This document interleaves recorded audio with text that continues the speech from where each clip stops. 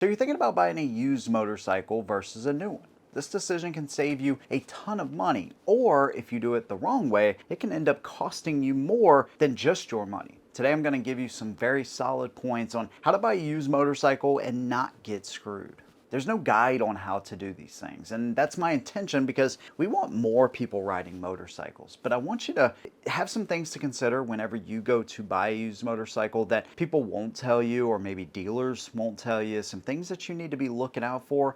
And one of the most important things when it comes to buying any vehicle, including motorcycles, new or used. I'm going to break this all down for you from personal experience and from my buddies over at American Biker. Big thanks to those guys for kind of helping me navigate, and fortunately they are one of the good dealers in my area that will be upfront with you, be transparent with you, and they were a big help in getting this video together as well.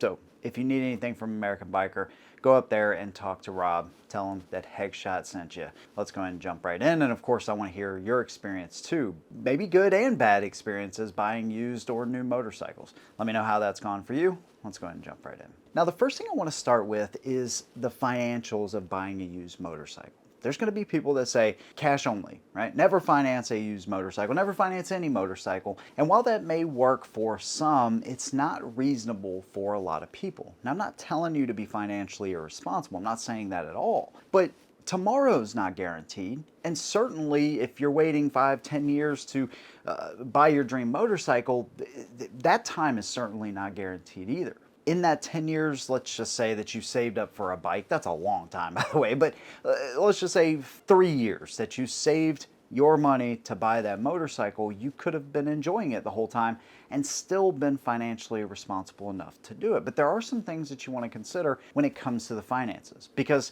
buying a new motorcycle is expensive, but it comes with peace of mind as well. You're automatically going to get warranties. They're going to back their product, whatever manufacturer that may be. They're going to back it right away. The dealer is going to back it, of course. And so there is a little bit of risk reward there you have to accept. But again, you're going to be spending money, a lot of money, right off the rip, and you're going to have instant depreciation. So when you're looking for a used motorcycle, of course, your budget is going to play into this. I can't tell you what your budget is, only you know that. But keeping in mind that it's not just the motorcycle, right? It's the gear, it's the insurance, it's deductibles. Chances are you're going to drop this thing at some point. Hopefully, that's the only kind of crash you have. But you are going to drop this bike. So do you want to drop a brand new one? You're not really used to motorcycles. Maybe this is your first one ever. Or do you want to drop one that has already maybe had a couple of drops? Maybe it already has protection built in, right? There's accessories that you're probably going to want to put on the bike, right? At a very minimum, exhaust and seats and engine guards and saddlebag guards, depending on the bike that you have. So it's not just the down payment, right? It's not just the monthly payment, but it's the gear and everything else that encompasses a motorcycle, right? You could have $1,000 in a helmet, jacket, pants, boots, gloves, insurance costs, accessories. So just keep in mind that there is going to be more to this than just buying the motorcycle. When you're budgeting for that monthly payment, there's going to be banks and they might say, hey, 25 or 30% of your gross is, what we will allot for you to actually be able to finance this bike. Well, your gross isn't what you're taking home, obviously. And so you want to consider your net, right? What are you actually bringing home?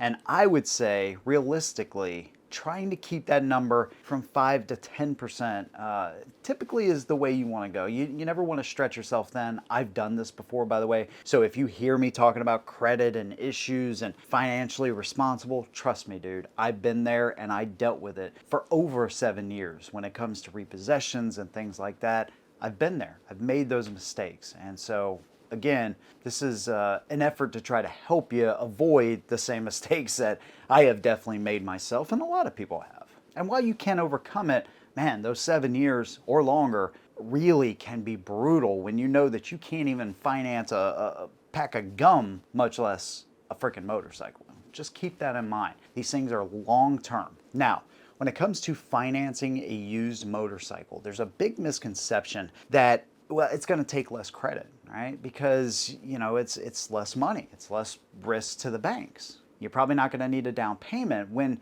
it's actually the opposite. because now the bank is actually taking a little bit more risk, right? Their collateral, which is your motorcycle, is worth less. And there's chances that you're actually gonna maybe have a breakdown with a used motorcycle. So it's gonna be easier for you to just walk away. Thinking from the bank's perspective, they have a new motorcycle, right, that they know most people are going to be riding, enjoying. They're going to want to make those payments. And then a used motorcycle that maybe $7,000, $8,000, $10,000, whatever it is, maybe it breaks down within a couple of months or within a year. It's worth less money. We're going to be able to get less if we have to end up getting this thing. Plus, motorcycles, they're harder to get. Let's just be honest, right? You can store them pretty much anywhere. It's not like a car where it's really kind of hard to hide that unless you have a garage or something like that. So there's more risk to the bank. So chances are they're going to actually ask you for a little bit more money down, maybe 10, 20%, maybe 30. The interest rates are going to be higher as well. Anytime you have a boat, motorcycle, ATV, side-by-side, any kind of personal property that's considered a toy. I hate that word, to be honest. When it comes to motorcycles, I really hate it because a lot of people use them for actually commuting, but banks don't see it like that. And so you're gonna be paying higher interest, but man, the interest rates can really go up. I mean, if you think they're bad on used cars and buy here, pay here places, they can be really high on motorcycles as well. 20, 30%. Any kind of loan like that, absolutely run away, because maybe now is not the time for you to do something like that. If your credit is shot, again, I understand, man, I've been there. But when I say that you don't have to wait, right, you can just have whatever you want now, again, that is keeping your financial situation in mind. Maybe there's some bills and stuff that you need to take care of before you go out and buy that motorcycle. And in the long run, that would actually be more beneficial to you. Sometimes buying used and buying cash is the way to do it, right? If you have a $2,000 bike and you want a $15,000 bike, well, you could be enjoying that $2,000 bike while you get yourself in a position when you then can maybe finance that $15,000 bike. Again, these are personal choices that you'll have to make, but just consider that. Banks want to make money off of you, right? We come to them for money, they can be a great source. But they're always going to tell you that you can afford actually maybe a little bit more than what you're comfortable with. Have those numbers in your head before you go. And another thing you can do is get a quote from your bank. I was talking to Gil at American Biker, and he actually mentioned this. You know, he's like, sometimes your bank can beat us, right? But sometimes they can't, because these dealers actually give these banks a lot of business, and so when they're shopping your credit around, they can secure better loans and better rates. Another thing to do is make sure with the dealer that you're getting the actual rate. And what I mean is that they will go to a bank and the bank will say, okay, we approve them at 5%, let's just say. Well, the dealer comes back to you and says, all right, hey, great news, man, we got you at 7.5. Well, that difference in the interest rate is something that the dealer actually gets a kickback on. What I want to see is the letter or the email or whatever from the institution, from the bank, and I want to see what the actual interest rate is. Dealers do this all the time. It depends on where you go, but again, ask them for the real interest rate. Just little things like that can make thousands of dollars in difference over the life of the loan. Now, when you're buying a used motorcycle, there are some things that you want to consider, whether it's from a dealer or it's from a private party. Of course, from a private party, you've already secured financing, most likely through your bank, or you're doing a cash deal. Regardless, you want to ask that dealer, wait until I get there to start it. A cold start can actually show you a lot about the bike. It can show you the health. It can show you the electrical health. How does this bike start? Does it have any kind of vibration or knocking in the engine on a cold start? A cold start can definitely tell you a lot more about that bike. If it's already been heated up, and especially if you asked them, hey, I want to do it on a cold start, be very wary of that. Do the same thing at dealers as well. Sit on the bike. Sit on a bunch of these bikes, man, because I promise you, you will see instantly, especially if you have a good assortment like American Biker does. You'll go from a frickin' Honda to a Harley to an Indian to a Kawasaki to whatever, and you will see so many little differences. Just take your time. And if they don't let you sit on a bike, by the way, any dealership or any private seller, run. Don't think about it. Run. Pull a Forrest on them and get out of there. Sometimes sitting on a bike can save you thousands of dollars. Here's what I mean. When I was at American Biker, they had several Harleys that were already set up with handlebars. They had like a CVO with stock bars. Then they had one with like, I don't know, 12 or 14-inch bars. Then they had one with like 16 or 18-inch bars. And right then and there, I could tell which one was more comfortable for me. And just keep your arms up there. Imagine yourself being on this bike for an extended amount of time. Is this more comfortable? Is this more comfortable, or is this more comfortable? If you don't have to invest money into bars right off the rip, maybe it already has a good exhaust. Maybe it has a Saddleman seat or a good seat already on the bike. Maybe it's got some really nice accessories that you're like, man, I'm gonna have to budget for this and that, and it's already got it. So just sitting on several bikes and looking at your options locally and at other dealers, sometimes you can save yourself so much money just by sitting on the bikes and looking at what already comes on that bike specifically. Imagine yourself on a 3-hour ride. Can I live with this, or am I going to have to make some adjustments? This can give you a good idea how much more money you need to maybe sink into that bike or not.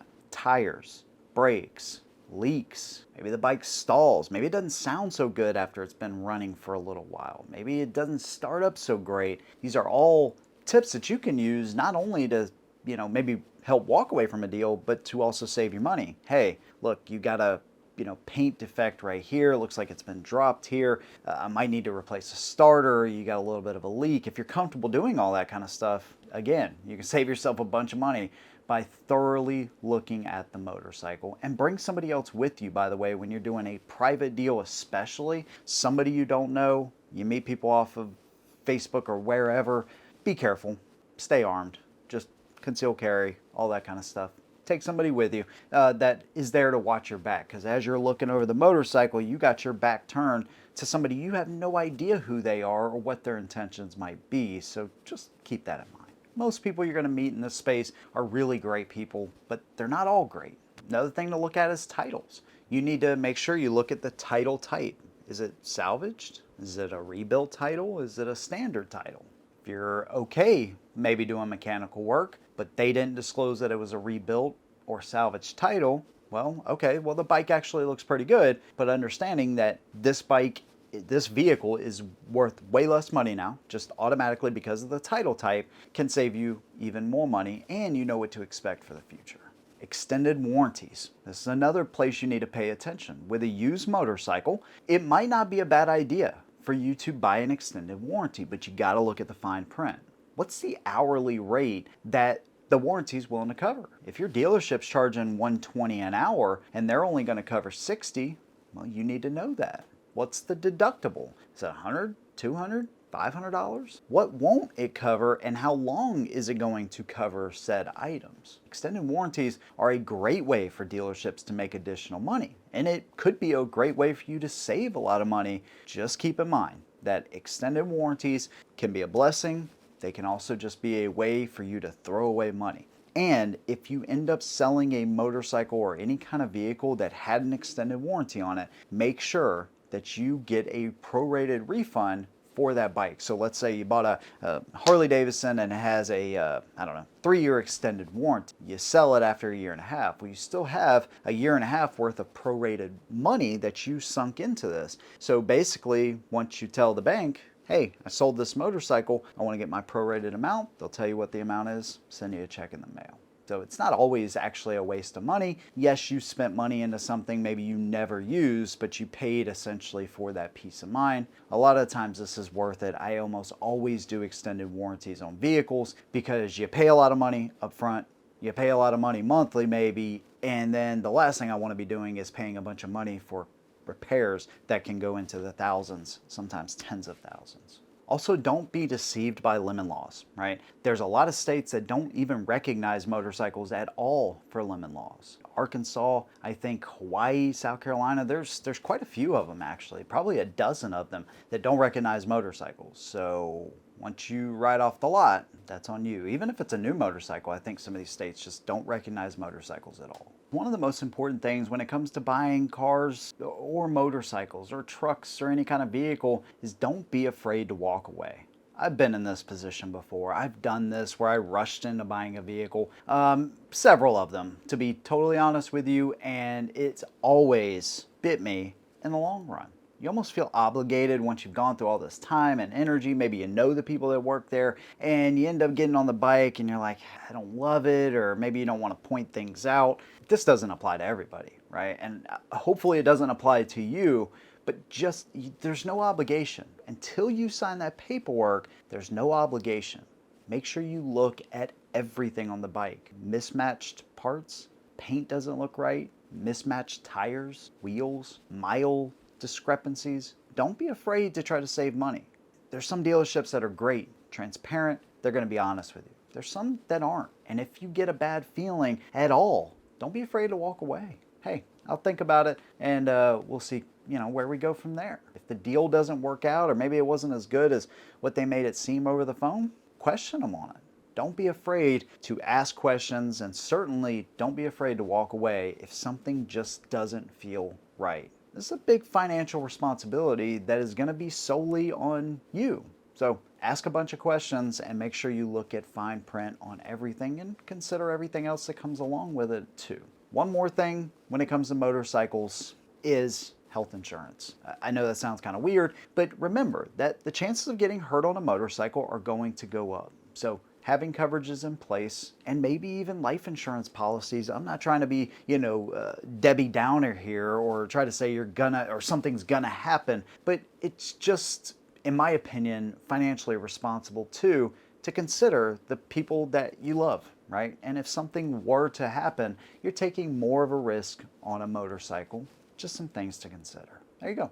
There's my opinion. I'd love to hear yours. Let me know what you think down below. If you like what I do, consider subscribing. See you in the next one. And as always, hold them down.